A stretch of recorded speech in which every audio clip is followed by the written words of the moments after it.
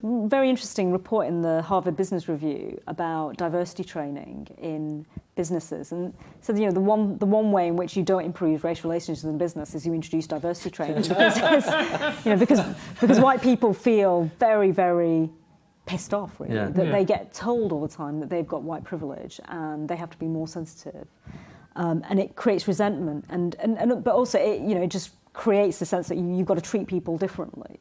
And it just stops people from thinking for themselves. I think that's the thing that has always aggravated me about the sort of anti-racism, that it's essentially telling people, no, your instincts, your general instinct to kind of treat everybody equally and the same, there's something wrong with that, and you have to think carefully about before you speak. And it's a form of policing which is not really in the best interest of people. It's also about shaming people. You're shamed into silence. And even where the statistics are clearly telling a different story, everybody goes along with the narrative that prevails. And I've seen statistics that happens in the arts all the time where we talk about, unless there are 13% ethnic minorities working in arts organisations, there's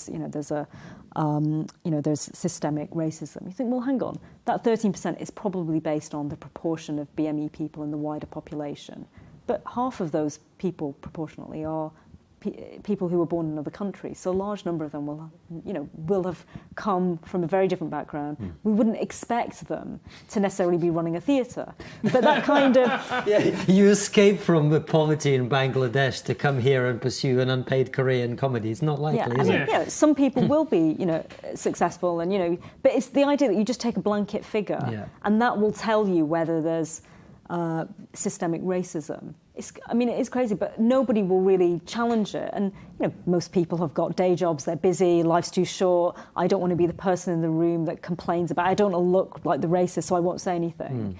My view is that the only people really who can challenge this, who have a vested interest in challenging it, are ethnic minorities who see that it is not in anyone's interest to perpetuate this.